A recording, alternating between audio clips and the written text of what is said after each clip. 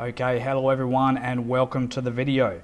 In this one I'm going to show you the two main depreciation methods that are used by businesses and individuals in Australia. They are the prime cost method, also sometimes referred to as straight line depreciation, and the other method is diminishing value.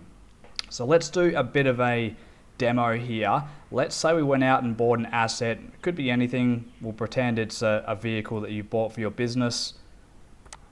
It was $50,000. And what you can do is you can copy the template I've used here at home in Excel or Google Sheets. Pause the video if you want to take some time to do that. It's pretty straightforward what I've done here. I've tried to keep it as simple as possible. So we have a $50,000 asset here. The effective life of the vehicle is going to be 8 years in this case.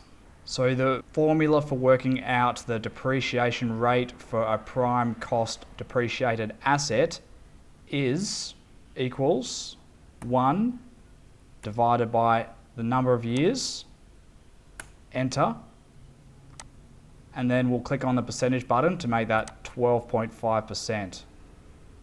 Increase the decimal place so you can see it there, 12.5%.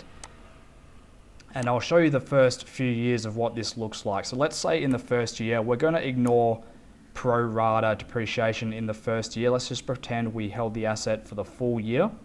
The opening cost is going to be the purchase price. So we're going to go equals, click on the cost field there. The depreciation rate is going to be equals the cost. I'm going to hit F4 because I want to lock in this cell. That is optional. Multiplied by the rate, 12.5%, enter. And we've got, I'll just bring that to 2 decimal places, $6,000 depreciation. The closing balance is the opening value minus the depreciation amount, means the closing balance or the carrying value is $43,750. That is $50,000 minus the depreciation. Now in year 2, the opening balance will be the closing balance from the previous year, equals $43,750, hit enter, and I'll just increase this to do 2 decimal place as well to make it all uniform. The depreciation rate is going to be the same. So we can just go Control C and then go down to the field below and Control V to paste. Well, we've got an issue here. What is the issue? Alright, I didn't lock this cell here. So what I'm going to do is drag this up so it's in there. And when I'm talking about lock, if you can see these dollar signs here, that's where I hit F4. So that when I drag the formula down, this blue field didn't go down to this field here. It stayed locked on that cell, but I didn't lock this cell here. So I'm going to do that now. I'm going to click in here and go F4, and you'll see those dollar signs pop up. I'll hit enter. There's your 6250. The closing formula should be the same. It'll be 43,750 minus 6250. So we'll go Control C to copy, Control V to paste, and we can double click to check the formula. There it is. Now year 3, opening formula will be the same, which should be 37,500. So I'll Control C to copy, Control V to paste, 3750. Depreciation will be unchanged, 6250. Yes, and the closing value again unchanged. The formula that is 31,250. Double click to check it. 37.5 minus 6250 equals 31,250. So at the end of the 3rd year, using prime cost or straight line depreciation, the carrying value of this asset is 31,250, and the total depreciation amount so far, if we look down the bottom corner here, is 18,750. And I might even just do a sum there so that we can compare it at the end to the next example, which is diminishing value. So we're going to show you this on the same asset, which was $50,000. Again, the effective life is 8 years. And let me just format my cells here So it's all 2 decimal places. Now the main difference with diminishing value versus prime cost, as you'll see, prime cost is the same rate of depreciation every year until the asset is depreciated. Diminishing value lets you claim larger amounts in the early years and lower amounts in the later years. And this achieves 2 things.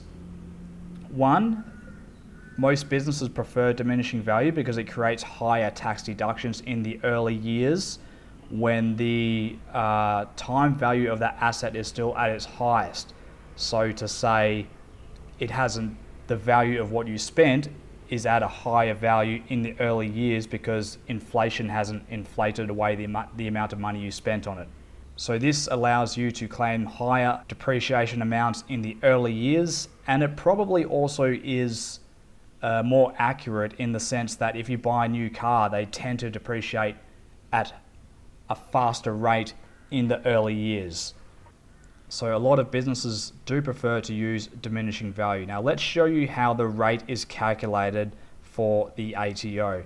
If we look back here, it was 1 divided by the number of years, which is 8.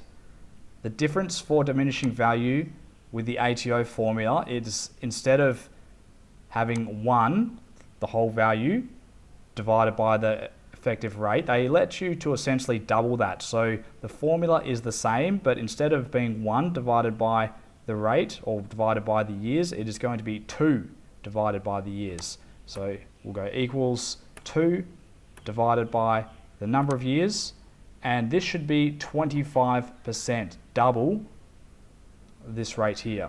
Let's hit enter to see if I'm right. There we go. 25%. So not only do you claim more in the early years because of the calculation method is different for diminishing value, but you're also claiming at twice the rate. So keep that in mind. So for the first year, the opening balance is going to be the purchase price, so we'll go equals. We'll click on the 50,000, opening value 50,000. The depreciation. Now where straight line depreciates based on the purchase cost every year, as you can see here, it's always on the purchase cost. Diminishing value depreciates or applies the depreciation rate to the opening value, not the original purchase price. So in the first year,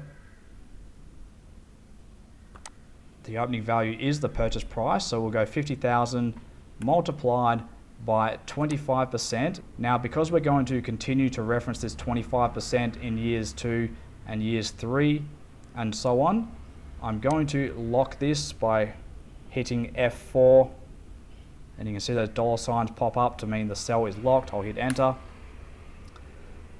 So the first year you're depreciating 25%, a quarter of the asset, which is 12,500. The closing balance will be 50,000 minus 12,500 to make 37,500.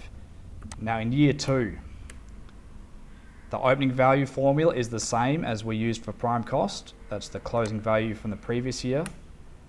The depreciation, let's copy this down and see what happens. Control C, Control V. We'll double click to see the formula. It is the carrying value, the opening balance, 37,500 multiplied by the rate. Whereas on prime cost, it was the purchase price, not the opening value multiplied by the rate. So we can see the depreciation in the first year was about double what we got on prime cost. In year 2, it was about 50% higher than what we got on prime cost, but this will go down and I'll show you how that works. The closing formula will be the same, Control C, Control V, which is 37,500 minus 9,375. Now in year 3, opening will be the same. We'll copy the formula down again. Opening value 28,125. Depreciation we can copy, Control C, Control V. Or of course you can go right click,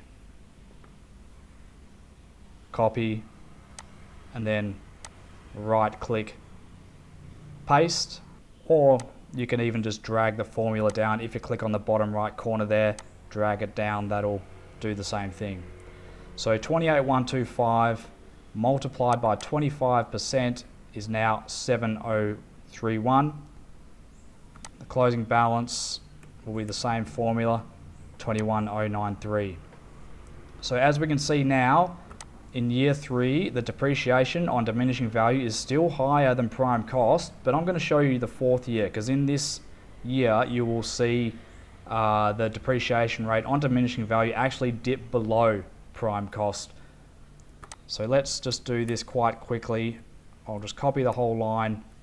Nothing should change. That's all correct. 4 years out of an 8-year effective life, so that's half the time, and you can see we've depreciated half the value. $25,000 has been depreciated and $25,000 left over.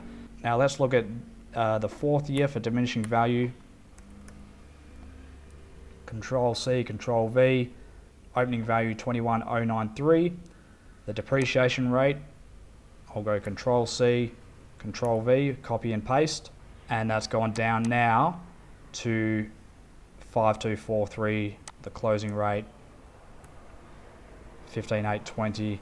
Let's see how much depreciation has been calculated over these 4 years.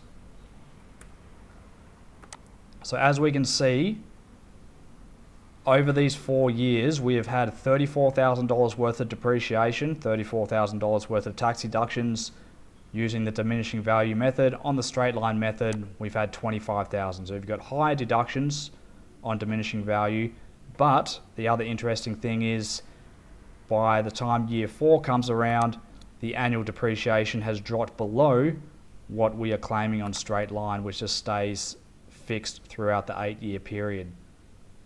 So that is the main difference between the two methods. You generally are free to choose which method you want to use. You might change this depending on forecasts for revenue when you want to claim the deductions, but also the kind of asset as well. Some assets definitely will depreciate a lot more in the early years. A lot of assets will, but some assets will be more so like that, like cars, which depreciate quite a lot even as soon as you drive it out of the dealership. It'll drop a few $1,000s straight away. So there are your two methods. Now, if you want to book in a training session, we work with different kinds of software.